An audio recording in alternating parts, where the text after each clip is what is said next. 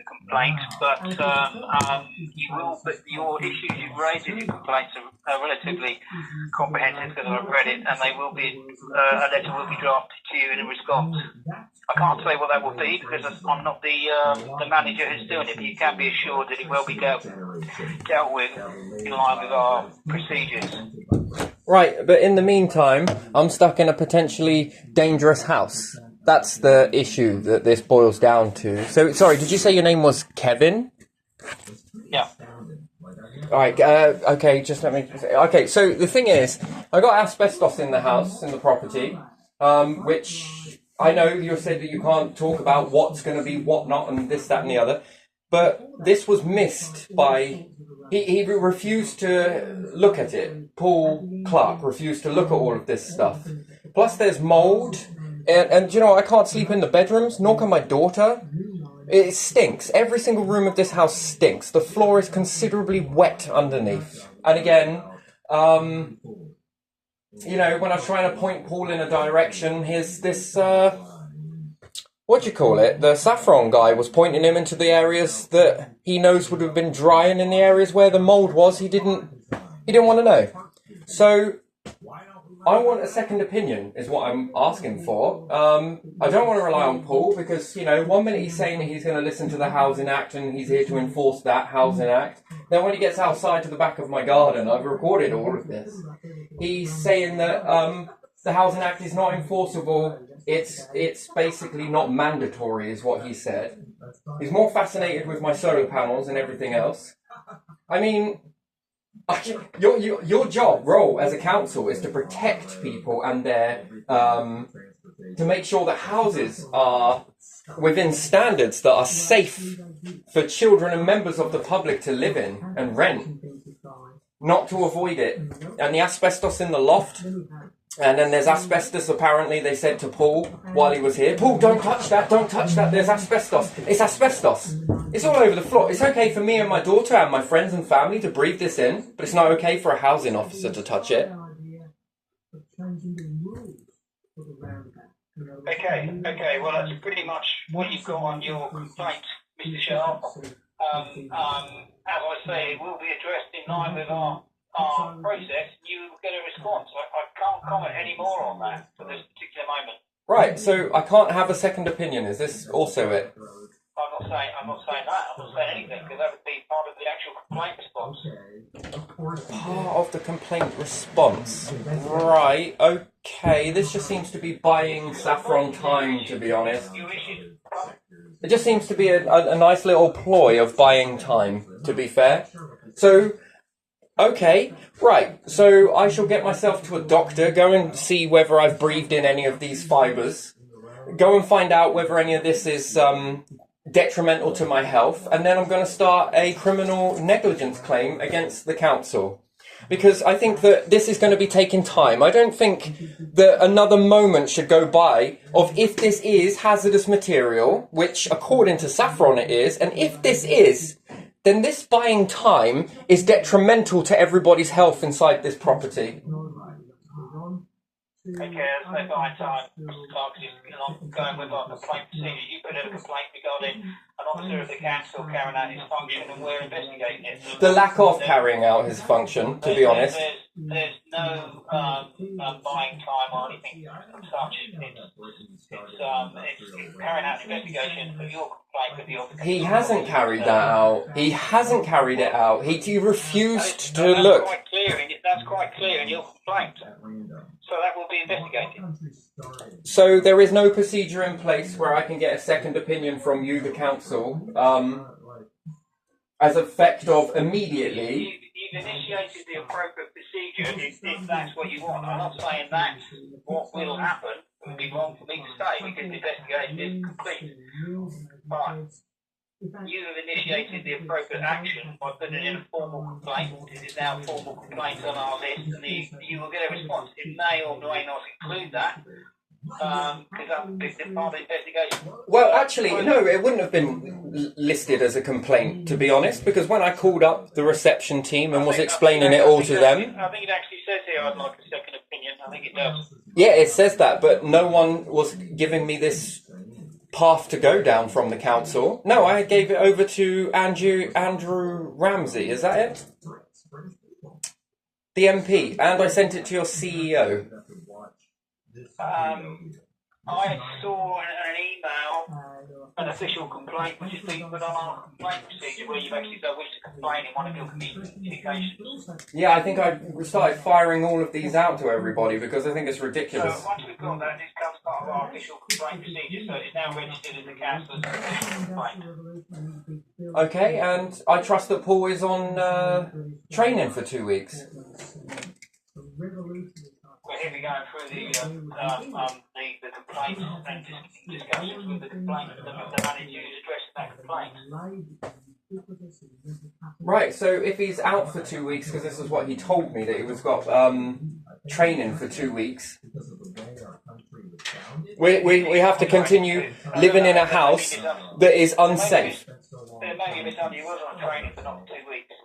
I'm pretty sure in that he said 2 weeks. He's going on training for... Well, he's not on training for 2 weeks. I'm trying to come up with a reason why we don't learn. Right, so in the meantime... In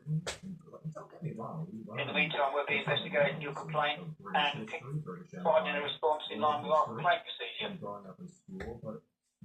In the complaints procedure. Right, and if this house is causing detrimental impacts to health here, which it is, I know it is, that's what? Just going to be left because it's dealt with a complaint. It will be dealt with in the complaint procedure. Right, so there is no course of action above this then? No second opinion, nothing else? You can't put assurance into people that go through this? No? There's nothing else, that's it. Out of all the tax that we pay, this is where it goes to. This type of a... And then I just wonder how many other people are you brushing under a carpet? I mean, you build the houses with poison in the first place and then you can't maintain them. Even if you do sell these on, I don't think you have sold them on. I think the council is still a branch of Saffron, if I'm honest. I think it's still putting money into your pocket. And I think this is just a way of just trying to get away from the problem, that it's then not your responsibility, apparently. That's why I think the council have pushed the council houses are in housing associations. You've just designated CEOs for it. I think it still goes to you, the money. I think it still goes towards the council. But I think this is just a way that you try and get out of any negligence because you built the houses with poison. And then it goes to blame them. So that it deflects the blame away from the council. This is what I think. And no, I know. I guess you can't. You can't comment on any of it, and you can't ensure safety in the public. This is not ensuring safety at all. It's a failure, countable failures, and multiple failures on it. Trying to brush everything under the carpet for your rich CEO friends. This house should never have been let in these conditions. Legal requirement to have chimneys capped. Not been done. Paul, has he documented any of this? Taken any photos of it? No. Windows that can be opened from the outside. Paul documented any of this? Does he have any evidence of it? What about the mould? What about the damp in the front room? What about the paint blistering off all of the gloss and everything else blistering off? Has he got any documentation of that? What about the mould that's underneath the cupboard? Any documentation of that? What about the walls falling out in areas? Has Paul documented that? What about the foundations up the garden? What about the dog mess? I don't have a dog, but other people's dogs come and attack me, attack my animals because of no fences or anything else. Part of the Housing Act, I do believe. Is there any documentation of that with Paul? No, there isn't. So what is your role as a council while taking all of this tax off of people? What is your role? To protect people, is it? To protect people from dangerous environments. What about the asbestos? The asbestos that's in the loft, the asbestos that's on the floor, apparently. This is news to me. This only came out the other day because of the person from Saffron was saying this in the presence of a housing officer.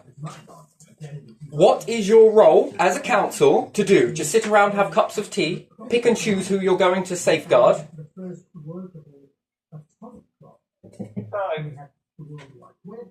not quite sure if these are in the complaint. We've got windows that can be opened from the outside. Yes. Pulling out. No fences. And asbestos in the floor. I'm pretty sure that is in there. Is that tiles? No, he was talking about the bitumen or bitumen, whatever it's called. I have no idea. Bitumen. Yeah, there you go. Apparently, it's asbestos bitumen, is according to the guy from Saffron. Wild the presence. Again, no one told me this guy was turning up. He just turned up. Didn't say his name. And he didn't tell me his name, so can't quote it, really. And there's also an old water tank that contains asbestos and potentially a rodent infestation. There's rat droppings all over the place. No, I wrote this over to Saffron. It's all with Saffron. Paul told me that he took copies of everything that was being said. So the council do know what's been said. Response from Saffron? Mr. Sharp? No, I haven't. Actually, the last time I had a response was, I don't know, they were supposed to do something by the 20... No, I can't remember. It's something on my email. I'll have to grab it up and let you see it. And they are your landlord, and one would have imagined you had taken it up. I've taken this up, since March. I moved in February. Took this up with them since March and have been pushing it on ever since. The window issue was the first thing that I brought to their attention. A gaping hole in it, and Paul, he says... You have documented all that you've taken it up with, because that's what I would advise any tenant to do, is to take it up with their landlord. Yes, but when the landlord fails to meet their obligations, allow people to move into a property that should never be let out under the Housing Act. Yes, I've taken this up with them. Yes, it's been a constant battle with them. It shouldn't have to be this way, not with anybody. And not with council tax and a council in force across the United Kingdom, that their jobs and roles and regulations are to do this and ensure that this is done across the United Kingdom. That's what your department is for. Safeguarding children and vulnerable adults. They've got a weakened immune system, but that doesn't matter though, does it? No, of course it doesn't. It doesn't matter that my daughter's compromised immunity. No, that doesn't matter, but we're all breathing in mould. Every single room in this house stinks. It is damaging my property. Yes, I've taken this up. Okay. And Paul's report? I think I've got all the additional points, and as I said, you will get a response. I don't think there's anything else I can say. I know you're not happy with the situation. Conditions. No, I'm not happy with the situation. I'm not happy with people trying to come into my own home and insult me by not acting the way that their job is supposed to go. They're supposed to do certain rules and regulations, and Paul is supposed to follow them. And no, I find it very insulting when people try to trick me in my own home. You want to go up in the loft and see the asbestos and the insulation in the loft, Paul, and the rats and mice droppings? I'm not going up there. No photos, no evidence. No. I've got your points, Mr. Sharp, and you will be getting a full response along with our procedure. So it's okay for buildings to go around killing people then, is it? So if I get cancer, and anyone that's been to my house and my daughter gets cancer, any of my pets get cancer, you came out and you chose to ignore this. It was your choices. You can't comment. No, you can't comment, but you can't give a second opinion. You can't have somebody else come out and override this, no? You council officers have way too much discretion, don't you? If that's what you want, which is quite clear, you've done what you can. I can't possibly guarantee that will be the decision in it. I can't, but you've done as much as you can there regarding that. So, who is responsible for okaying council houses to be let?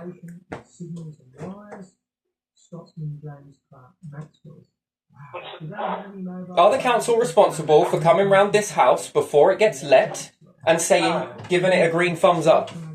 No. No? No. So, who regulates? Who regulates? I do apologise, but it's 15 minutes now, this conversation. I am actually going, I've got another appointment which I'm now late for. I apologise for that, but I am going to have to call that and actually say what I said originally, that you will get a written response. I'm livid. No, I'm not okay. None of this is okay because it just seems that you can just take tax off of people and not do a job. Okay, Mr. Sharp, yes, I've got that. I'm going to have to leave it now. I apologise for that, but I'm going to have to leave it now because I have somebody else to speak to. I will take your apology and it might make my health, yes, a lot better, yeah? I'll take that apology and then maybe it'll make me feel better, yeah? Yeah. Goodbye. Yeah, goodbye.